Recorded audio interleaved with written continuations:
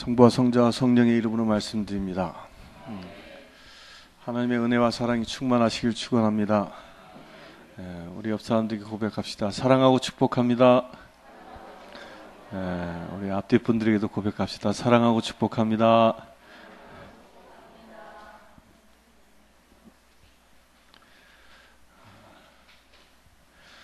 우리 이동영 다니엘님 오랜만입니다.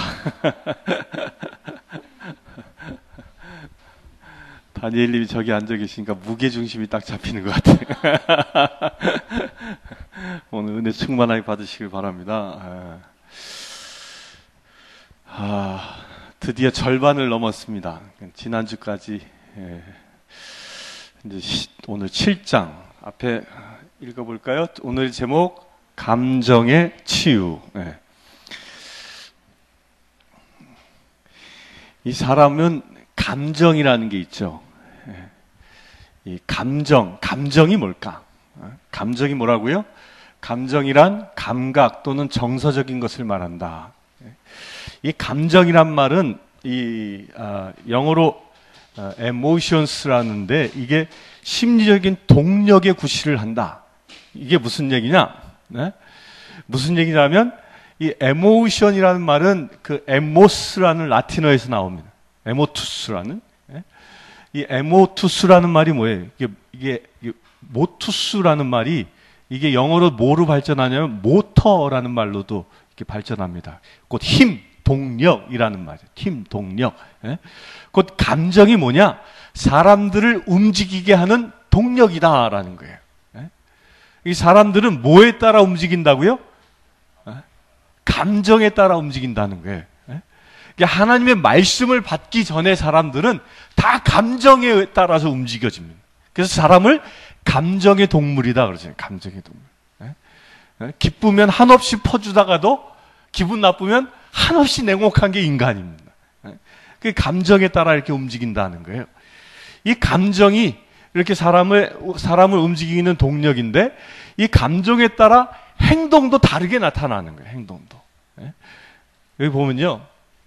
사람 안에 따뜻한 감정이 있으면 누군가에게 따뜻한 사랑스러운 감정이 있으면 어떻게 대해요? 따뜻하고 사랑스럽게 대합니다. 근데 누군가에게 아주 심한 상한 감정이 있으면 아주 보기도 싫은 감정이 있으면 딱 보는 순간 어떻습니까? 보는 순간 그냥 인상이 팍 찌그러진다니까. 인상이 팍 찌그러진 다음에 어떻게 돼? 말도 곱게 안 나오는 거예요. 말도 상대가 아무리 좋은 얘기를 해도요 그것이 좋은 반응으로 리액션 되지 않아요. 이게 자기의 감정의 여하에 따라 우리의 행동이 달라진다는 거예요. 마음의 상태도 달라지고 다 달라집니다. 여기서 치유되어져야 할 게 뭐예요? 치유되어져야 할 것이 바로 하나님은 우리를 어떻게 살아가길 원하십니까? 항상 기뻐하라 그랬잖아요. 항상 기뻐하라. 항상 기뻐하라는 건 뭐예요? 누구를 만나도 늘 기쁨으로 대하라는 거잖아요. 나에게 좋은 감정이 있는 사람을 만나도 늘 기쁨으로 대할 수 있어야 되고, 나에게 상한 감정을 준 사람을 만나도 기쁨으로 대할 수 있어야 합니다. 그렇죠? 이게 하나님의 말씀이에요. 그런데 우리가 그렇지 못하는 거예요. 세상 사람과 조금도 다름없이 그냥 나에게 잘해주는 사람은 좋은 감정이 있고 나에게 못해주는 사람은 나쁜 감정 그대로 대하는 게 우리의 모습이라는 거예요. 왜 그러냐? 그 이유가 무엇이냐? 바로 내 안에 상한 감정이 크게 자리를 잡고 있기 때문이라는 거예요. 이게 내적 치유라는 게 뭐냐면 바로 이 상한 감정이 치유되어져야 하는 거예요. 이 상한 감정이 치유되어지고 그 상한 감정에 무엇이 임해야 돼요? 하나님의 기쁨이 임해야 돼요. 하나님의 성품이 임해야 되는 거예요. 오늘 바로 그것을 찾아봅니다. 이 상한 감정이 뭘까? 이 상한 감정을 치유하는 걸 보고 내적 치유라. 여러분들 그 치유 받으시길 바랍니다.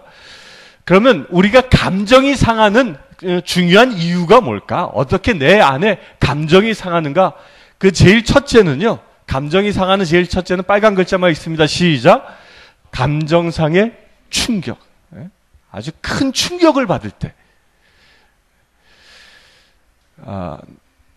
남자와 여자가 조금 그 감정을, 이 충격을 받는 게 조금 다른 게 있는데, 그래도 굉장히 큰 부분이 뭐예요? 배우자와 사별할 때. 배우자와 사별할 때 엄청난 충격이 옵니다. 그런데 이런 생각하는 사람이 있어요. 금실이 좋은 부부나 그렇겠지. 그렇지 않습니다. 금실이 좋건 안 좋건 배우자와 사별하는 순간 오는 충격은 아주 어마어마하게 큽니다. 물론 금실이 좋을수록 크겠죠. 그 상주에 있을 때 이 80이 넘은 노 부부가 마나님이 어느 날 돌아가셨어요. 근데 남편이, 그 할아버지가 3개월 만에 돌아가시더라고요. 그 충격에서 헤어나지 못해가지고 결국 3개월 후에 따라가시더라는 거예요. 그러니까 이 배우자와의 사별이 오는 충격이 무지하게 큽니다, 이게. 그 많은 사람들이 배우자를 잃어버리면 우울증도 와요. 우리 장 신부님이 6년 전 오늘 돌아가셨는데, 우리 베로니카 사모님 많이 힘드셨죠? 이게 충격인 거예요. 이게 내 안에 상처로 오는 거예요, 상처로. 그래서 배우자를 생각하면 무엇이 와? 슬픔으로 오는 거예요, 슬픔으로. 이게 치유되어져야 한다는 거예요. 근데 이것을 어떻게 치유할 수 있을까요? 아주 간단합니다. 배우자가 하늘나라로 입성했다라고 내가 믿음으로 고백하는 순간 달라지는 거예요. 배우자와 내가 사별했다가 아니라 배우자가 먼저 하늘나라에 먼저 갔다. 내가 갈 곳을 미리 처소를 예비하러 갔다라는 믿음이 있으면 달라진다는 거예요. 그 호주의 한 신부님이 그 은퇴하신 신부님이신데, 이분 사모님이 이제 암으로 돌아가셨어요. 돌아가셨는데 돌아가실 때 뭐라고 유언했냐면, 여보, 내가 죽으면 곡하지 마시오. 그리고 내가 죽으면 온 동네에 잔치를 베푸십시오. 장례 기간 내내 잔치하라고. 함께 먹고 춤추고 노래하면서 장례를 하라는 거예요. 왜 이렇게 했을까요? 슬픔이 아니기 때문에. 내가 죽는다는 것은 슬픔의 현장이 아니라 뭐예요? 천국에 간다는 소망이기 때문에. 그 소망이 잔치를 갖는다. 그러니까 사별에 충격이 있을까 없을까요? 없는 거예요. 그러니까 그 신부님은 돌아가신 사모님만 생각하면 기쁘대. 지금 천국에서 기뻐하는 모습을 보니까 막 기쁨이 온다는 거죠. 사설이 길었다. 그 다음에 뭐예요? 이혼하는 거예요. 무지하게 큰 충격이 온다는 거예요. 여러분들, 이혼한 사람들은요, 재혼을 해도 그 상처가 있어요. 그래서 재혼한 사람들은 뭐 한다고 그래? 재혼한 사람들끼리는 과거를 묻지 않는다잖아요. 그 상처가 크니까 그걸 툴 수가 없는 거예요. 이런 상처. 또 사업상에 부도 나는 거. 부도가 나서 막 쫄딱 망했다. 갑자기 거리에 나앉게 됐다. 야반도주하게 됐다. 이런 것이 무지하게 큰 상처로 온다는 거죠. 또 교통사고 났다. 이렇게 천재지변을 당했다. 그래서 갑자기 내가 막 생활 자체가 엉클어져 버렸을 때 오는 것. 또 불치병이 걸렸다.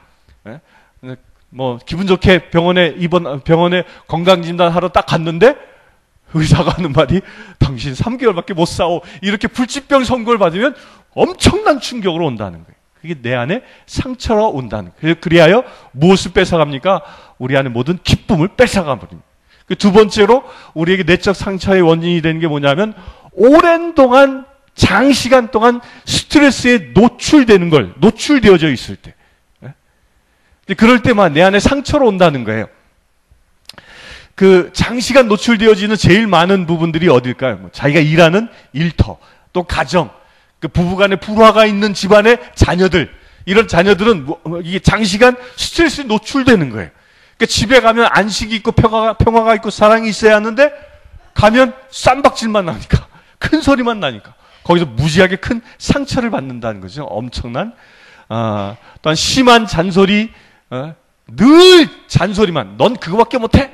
이런 잔소리만 듣고 사는 사람들은 그 안에 상처가 깊게 온다는 거예요. 칭찬은 고래도 춤추게 한다고 하는데, 심한 잔소리는 사람을 죽입니다. 죽인다는 거예요. 그리고 엄격한, 지나치게 엄격한 권위주의적인 가정이 있죠. 예?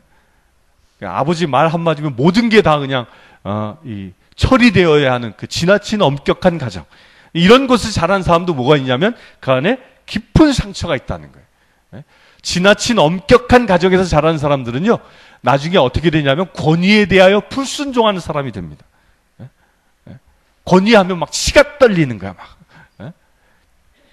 이게 상처의 두 번째 원인이고, 세 번째는 좌절감이 부정적인 감정을 만든다. 그러니까 뭔가를 해봤는데 안 되는 거야. 계속적인 실패감을 맛본 사람들, 좌절감 속에 있는 사람들은 그 안에 뭐예요? 깊은 상처가 옵니다. 그 좌절감이 무엇을 뺏어가요? 그 안에 기쁨을 뺏어가는 거예요. 여러분들 좌절감을 겪어봤습니까? 근데 좌절감은 어디서 오냐면 욕심에서 옵니다. 지나친 욕심으로 높은, 내가 닿을 수 없는 높은 목표를 세우고 거기에 도전했을 때 오는 게 좌절감이에요. 그 좌절감을 이기려면 어떻게 돼요? 내가 할 수 있는 범위 내에서 해야 돼요. 할 수 있는 범위 내에서. 욕심을 버리십시오. 그 좌절감을 이기려면 나의 현주소를 알아야 돼요. 현주소를. 내가 어떤 사람인지 정확히 알고 살아가야 한다는 거죠. 네 번째로, 이게 대단히 중요한 부분인데요. 네 번째로 우리에게 그 내적 상처를 주는 원인이 유년기, 유아기 때 오는 이 상처예요. 김도양 씨죠. 그 가수. 이렇게 수염 이렇게 기른 분. 이분이 한때 뭘 작곡했냐면 태교 음악 전문 작곡가가 됐습니다. 그래서 오랜 동안 태교에 대해서 공부를 했는데 이분이 하는 얘기가 뭐라고 얘기하냐면 사람의 인성의 90%가 태중에 10개월 동안 만들어진다는 거예요. 그 10개월 동안 어떻게 하냐에 따라 그 아이의 인생의 90%가 결정된다는 거예요. 잘 들어, 스텔라 씨. 잘 들어. 태중에 그 아이에게 좋은 음악을 들려주면 그의 심성이 어떻게 돼요? 그 아름다운 심성이 된다는 거예요. 그 아이를 축복해주면 축복이 넘치는 아이가 되는 거예요. 근데 그 태중의 아이를 저주하거나, 그 태중의 아이를 무시하거나, 그 태중의 아이에게 슬픔을 주거나 그러면 그 아이도 똑같은 영향을 받는 거예요. 똑같은.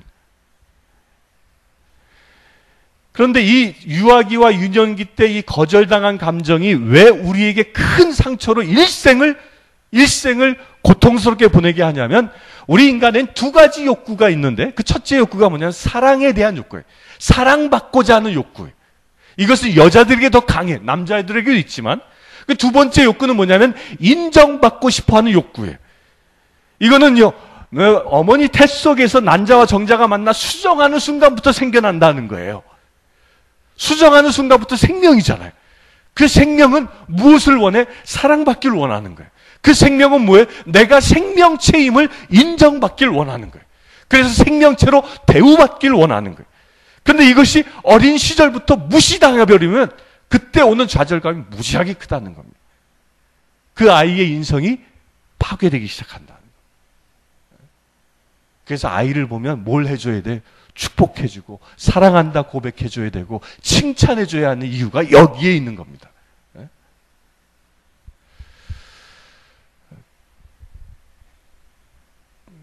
한 아이가 고아원에서 소년기를 보냈는데 이 아이는 태어나서 부모에게 버림받았어요.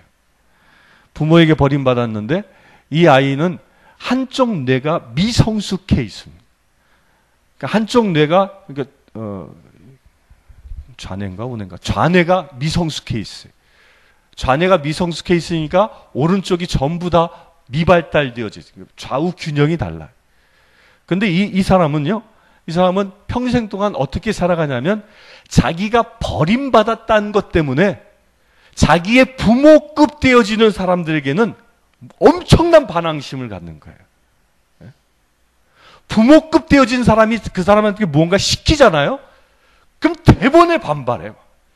그것이 옳고 그렇고 판단하지 않는 거예요. 나를 부려먹으려고 해? 그럼 반발하는 거예요. 공격하고. 일생을 그렇게 사는 겁니다.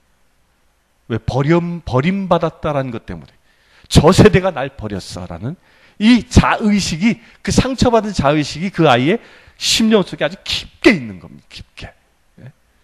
우리 안에 그런 게 있을 수 있습니다. 여러분들 그런 걸 한번 경험해 본 적 있습니까? 저도 그런 게 있었어요. 저는 어떤 게 있었냐면, 저는 그 태중에 있을 때 저희 어머니가 저를 지우려고 3번을 시도했었대요. 저는 복 받은 사람이 아니에요. 3번을 지우려고 돈이 없어서 약은 사 먹고 병원에 가지 못해가지고 산에서 굴렀대요. 굴렀대. 절 지우려고. 굴르면 때로 떨어질까 하고. 저렇게 3번씩이나 죽을 뻔한 사람이라니까. 그리고 저희 어머니가 저를 낳아놓고 제일 먼저 뭐 했냐면, 젖을 먹이면 정이 들어 이 아이를 키울까봐 낳아놓고 짐 싸두고 나가려고 했다는 거예요. 저희 어머니가. 근데 왜 안 나갔냐면, 짐을 딱 싸들고 나갔는데 그 갓난아기가 나를 눈을 딱 뜨더니 방긋 웃더래요. 갓 태어난 아이가. 그 웃음에 녹아가지고 어머니가 못 나가신 거예요. 지금까지 어머니가 저하고 같이 사는 겁니다, 이게. 근데 그게요, 저에게 어떤 트라우마로 있었냐면, 나중에 안 얘기해요. 어떤 게 있었냐면, 그 어머니에 대한 사랑의 고백을 한 번도 안 하는 거예요. 제가 이걸 치유받기 전에는요, 우리 어머니한테 사랑합니다라는 말 한마디도 하지 않았어요. 그리고 어머니는 어떤 사람이냐면, 늘 무서운 사람이야, 저에게. 그러니까 늘 무서운 사람이니까 저는 우리 어머니와 같은 세대들을 보면, 그 엄마들을 이렇게 보면 무서워, 그 사람들이 막. 무서워, 막. 우리 베로니카 사모님 요 세대를 보면 무서운 거야, 막. 저 사람들이 날 죽이진 않을까, 막. 무서운 거예요, 막. 그 트라우마가 내 안에 있는 거예요. 그러니까 관계가 잘 형성될까, 안 될까요? 안 되는 거예요, 관계 형성이. 이게 언제 생긴 거라? 유년기 때 생기는 겁니다. 이게 치유되어져야 한다는 겁니다. 여러분들 안에 혹시 그런 게 있는지 한번 살펴보십시오. 이것을 치유하는 비결이 뭐라고요? 사랑한다 고백하고 인정해줘야 한다. 여러분들 명심하십시오. 이런 어린 아이들은요, 야단 맞을 존재가 아니에요. 야단 맞으면 상처가, 내면 안에 감정의 상처만 쌓여요. 그러나 칭찬해주고 사랑한다 고백해주고 인정해주고 조그만 것이라도 잘한다고 칭찬해주면 그 아이가 뭐야? 밝고 건강하게 성숙해진다는 겁니다. 상처 주지 마십시오, 아이에게. 하준아, 그렇지?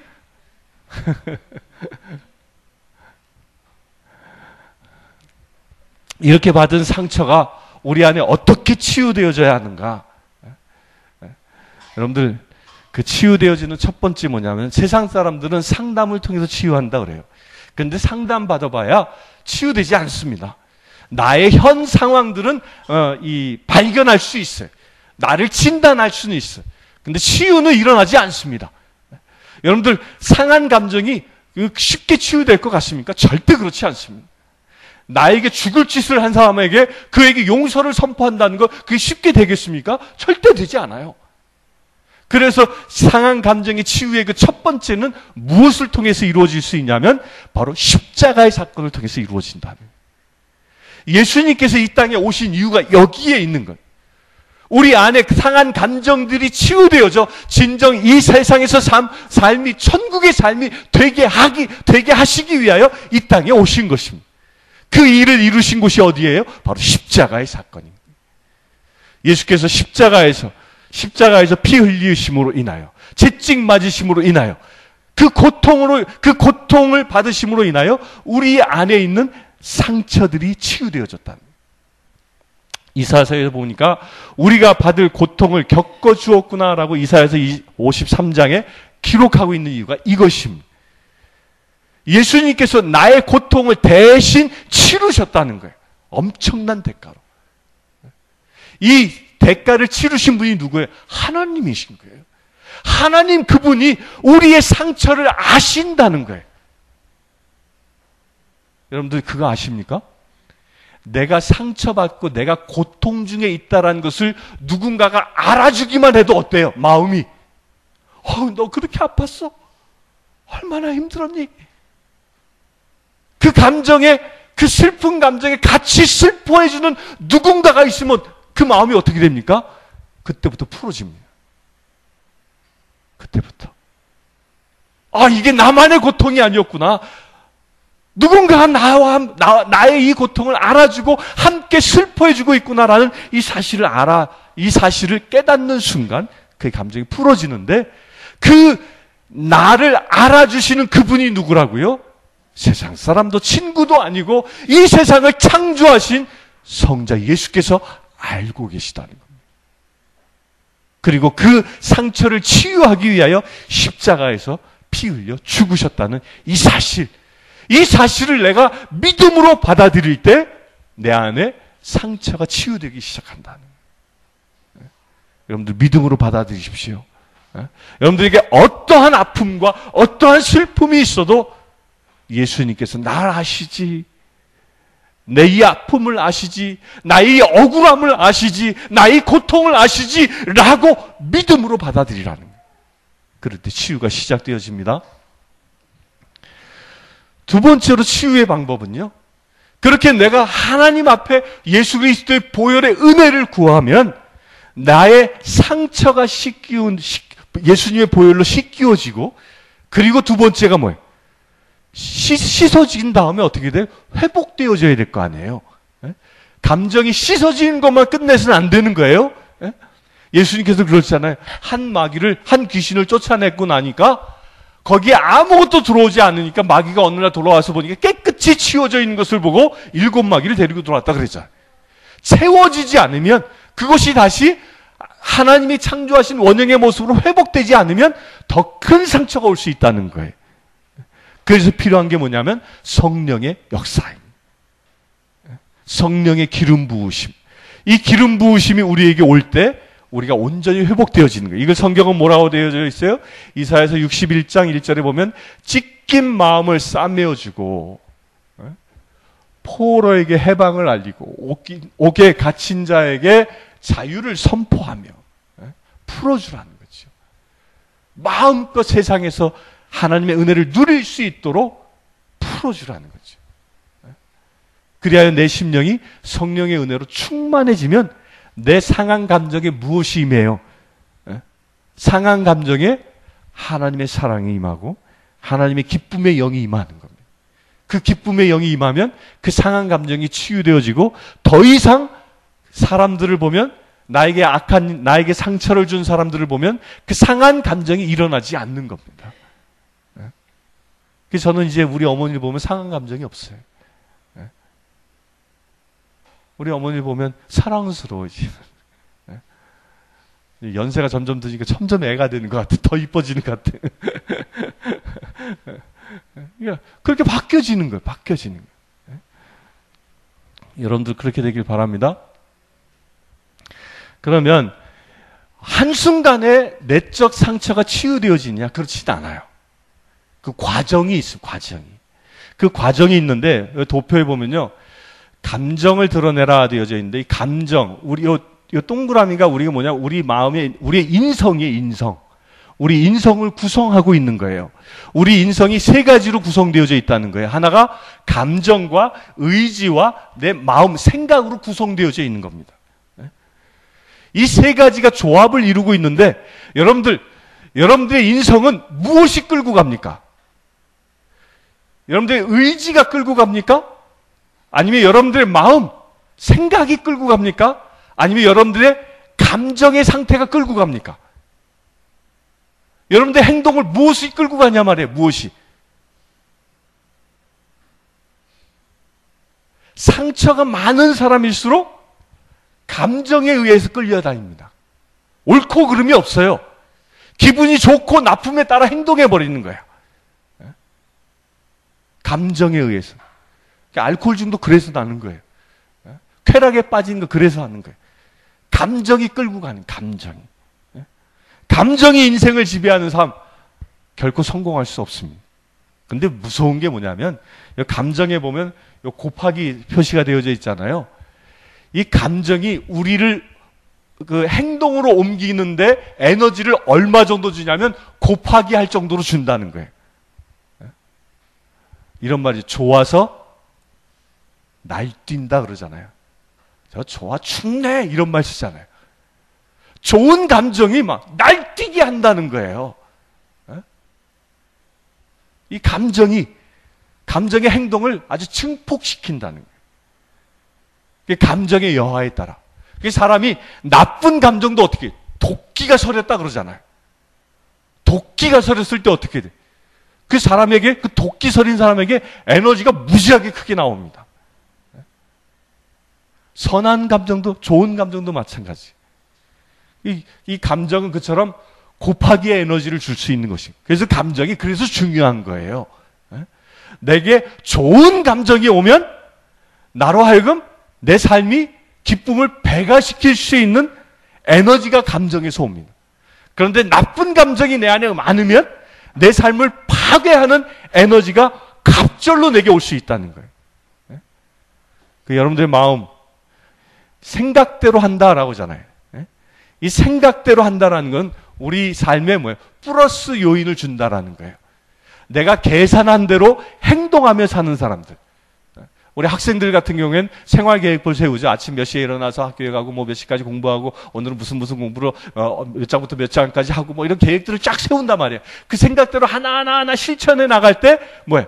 에너지가 거기서 생기죠. 거기서. 근데 그 에너지는 플러스 요인의 에너지예요. 근데 참 힘든 에너지가 뭐냐면 플러스도 되지 않고 곱하기도 되지 않는 에너지가 뭐냐면 의지예요. 의지. 이 의지가 우리 인생을 끌고 가는 게 그렇게 쉽지 않다라는 거예요. 그래서 여기 보면 우리 인성에 가장 큰 영향력을 끼치는 게 뭐라고요? 감성이에요. 감성. 그래서 여러분들의 감성만 치유되어져도 여러분들의 삶이 성공하는 삶을 살 수 있습니다. 여러분들의 감성만 치유되어져도 여러분들의 삶이 행복한 삶이 될 수 있다라는 것입니다. 그렇게 되길 바랍니다.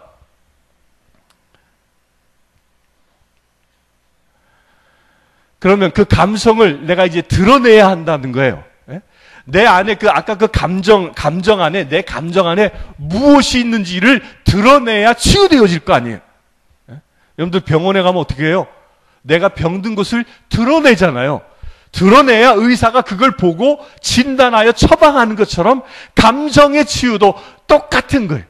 내 안에 이 악한 쓴뿌리가 무엇인지를 드러내야 하는 거예요. 이 드러내는 자리가 어디예요? 두 군데의 자리가 있어요. 첫 번째 자리가 기도의 자리. 하나님 앞에 드러내는 것이고, 두 번째 자리가 뭐예요? 서로 협력하여 기도하는 자리에서 드러내는 거예요. 우리가 이제 애찬 후에 구역별로 모여서 나눔하지 않습니까? 그 나눔하는 자리가 뭐냐면 이걸 드러내는 자리예요. 나에게 이런 트라우마가 있었어. 나에게 이런 쓴뿌리가 있었어. 이걸 드러내놓을 때 치유가 시작되는 겁니다. 예수님께서 귀신 들린 자를 만났을 때 귀신이 언제 떠나가기 시작하냐면 그 시작점이 자기 자신을 드러낼 때예요. 내가 군대막입니다. 자기 자신을 드러낼 때 치유는 시작되는 겁니다. 여러분들 안에 쓴뿌리가 있다면 드러내십시오. 우리 성도들 공동체에게 드러내는 거예요. 드러내놓으면 치유가 시작됩니다. 이 드러내는 그 첫 번째가 뭐예요? 원망. 내 안에 원망이 있는지, 원망하는 감정. 누군가를 원망하는 감정이 있다면 그거 드러내야 합니다. 이것이 쓴뿌리이기 때문에 그렇죠. 두 번째로 우리가 드러내야 할 게 뭐예요? 용서하지 않는 마음. 나에게 악한 일을 행한 누군가, 생각만 해도 막 치가 떨려지는 그 누군가가 있다면, 그 용서하지 않는 마음이 있다면 그걸 드러내야 합니다. 예수님께서 우리에게 주기도문으로 가르쳐 주셨죠. 뭐라고 그랬는가? 우리가 우리에게 죄 지은 자를 사하여 준 것 같이 우리의 잘못을 용서하여 주십시오. 내가 나에게 잘못한 일을 용서하는 그 선포가 일어나야 한다는 거예요. 이걸 어떻게 하라? 드러내라. 그 당사자에게 만나도 직접 하지 못할지라도 그룹으로 모여 서로 위에서 기도하는 그 그룹 가운데에서도 어떻게 드러내라는, 드러내. 용서하지 못한 자가 있으면 오늘 다 드러내십시오. 드러내고 용서를 선포하시길 바랍니다.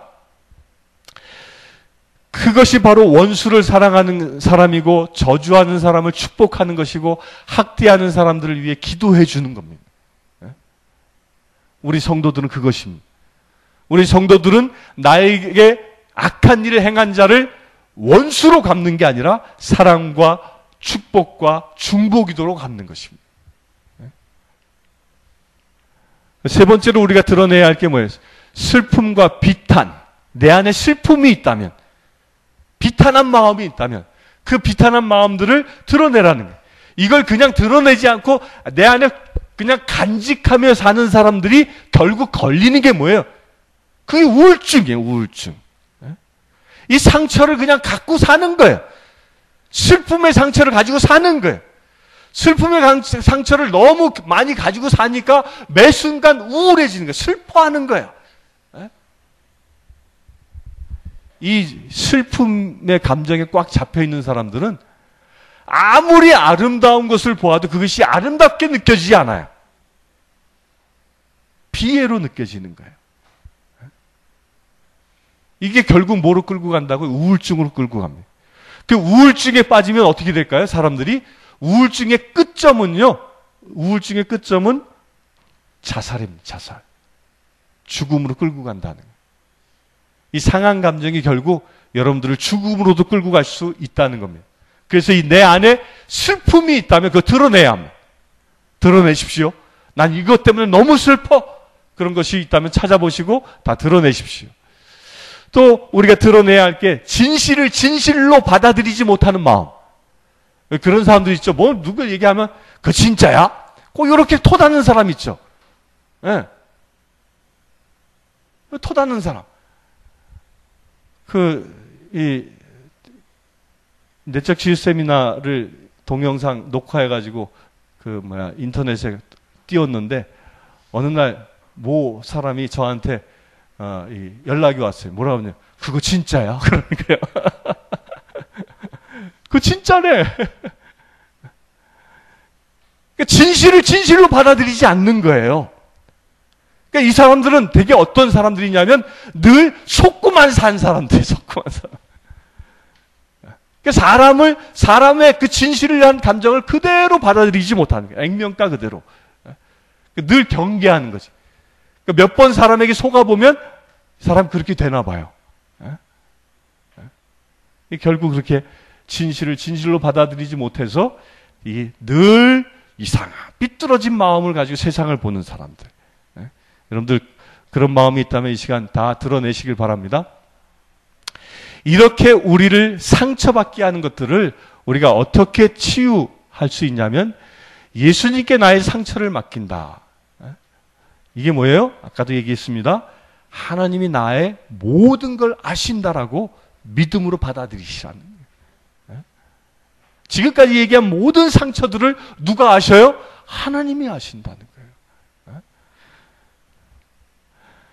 그 하나님이 아신다라는 그 사실을 내가 믿음으로 받아들이는 순간 어떤 일이 일어나니까 이 도표대로 이 형상이 원형의 모습으로 회복되어지는 겁니다. 이 감정의 부분이 지나치게 악한 것으로 가득 찬 사람은 선한 감정이 이루어져요. 그래서 그 안에, 마음 안에, 그 인격 안에 풍성한 하나님의 은혜가 머물 수 있게 되어지는 겁니다. 그렇게 되길 바랍니다. 두 번째로 하나님께 또한 가져가라. 이 시편 62절에 보면 하나님께 쏟아 놓았다. 이게 다윗의 고백이에요. 다윗이 이것을 이 시편을 언제 썼냐면 이 다윗의 아버지로부터 버림받은 존재입니다. 다윗의 그 아버지가 누구죠? 이새죠, 이새. 그 이새가 친아버지가 아니에요. 친아버지가 아니에요. 성경을 잘 보면. 엄마가 제가 한 거예요. 제가 해서 이 이새의 아들이 된 거거든요.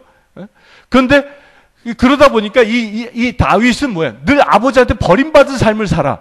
그게 어디서 나오냐면 사무엘 선지자가 이세 집을 가잖아. 이세 집을 갔을 때 그 선지자가 이세가 그 선지자 앞에 아들들을 데려오는데 다윗만 빼놓고 다 데리고 온다는 거예요. 그리고 아들이 없대. 마지막으로 하나 있기는 한데 그러면서 억지로 다윗을 데려와. 그러면서 늘 이 다윗은 어려서부터 어디로 추방당한 사람이에요. 아버지 집에 머물지 못하고 늘 들로 산으로 그 어린 아이가 일하며 살 수밖에 없는 소년 가장과 같은 삶을 산 거예요. 이런 상한 감정들이 그 안에 있었어요. 이 다윗은. 또 다윗은 또 언제 그럽니까? 사울 왕에게 죽임까지 당하잖아요. 사울 왕이 누구예요? 자기가 사위야. 장인이에요. 그런데 그 왕이 자기를 죽이려고 창까지 던져.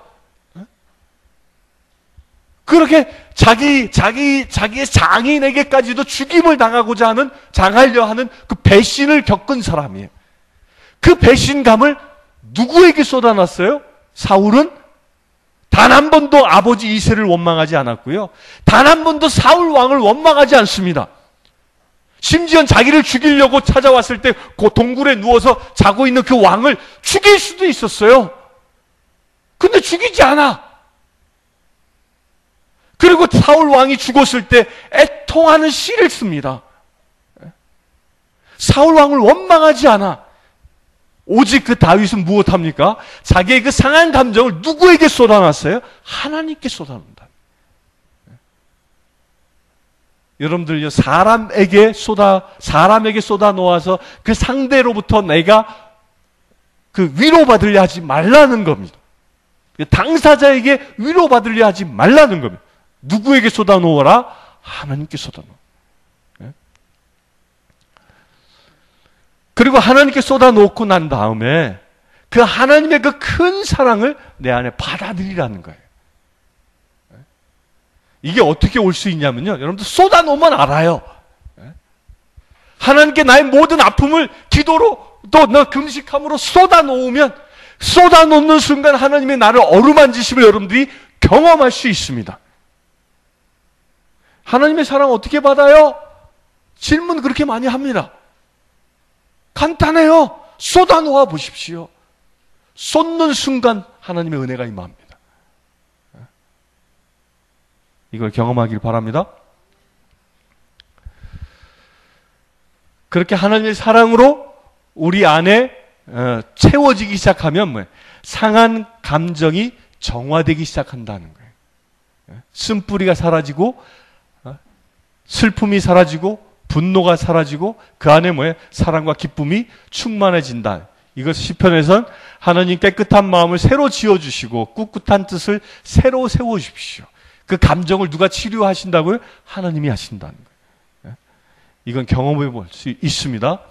두 번째로 감정의 중요함을 인정하고 표현하라.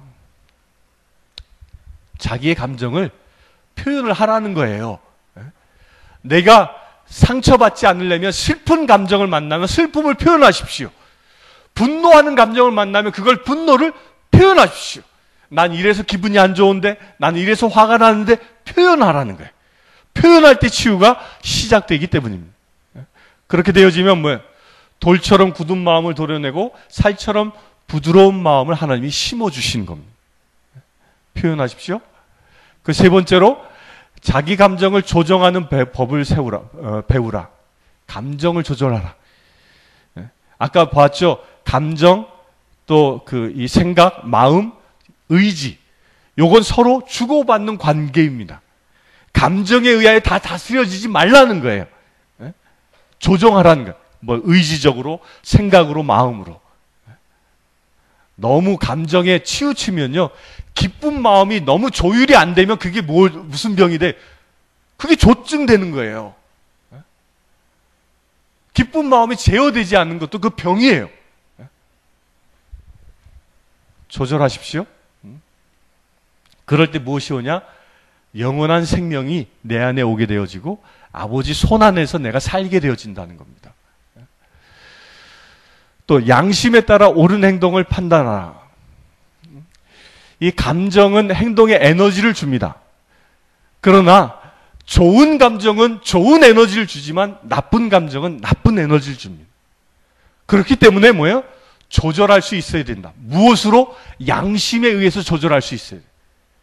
감정에 따라서 행동하지 말라는 얘기예요. 예? 감정에 따라서 막 함부로 행동하지 마십시오. 내가 좋은 감정이 생기면 그것도 양심에 따라서 내가 어떻게 행동해야 할지 생각하고 행동하라는 거예요. 나쁜 감정이 생겨도 마찬가지인 거예요. 늘 이성적인 양심의 기준을 가지고 나의 삶을 컨트롤할 수 있어야 한다는 겁니다. 그렇게 되어지면 성령 하나님, 성자 하나님, 성령 하나님이 우리에게 임하셔서 성령 하나님은 나에게 그 모든 감정으로부터 상한 것을 치유할 수 있는 능력을 주시고요. 그리고 우리에게 지혜롭게 살아갈 수 있도록 성자 하나님이 일하시고, 그리고 우리에게 사랑으로 성령 하나님이 채워주시는 것입니다. 여러분들 내적 상처들, 그분을 치유하시는 분이 누구라고요? 성령 하나님, 성자 하나님, 성부 하나님. 우리 사랑하는 성도님들, 이 삼위일체 하나님이 여러분들에게 온전히 임하시면 여러분들 그 아픈 상처를 주께서 치유하시고 주님의 창조의 원형으로 회복하실 줄 믿습니다. 성부와 성자와 성령의 이름으로 말씀드렸습니다.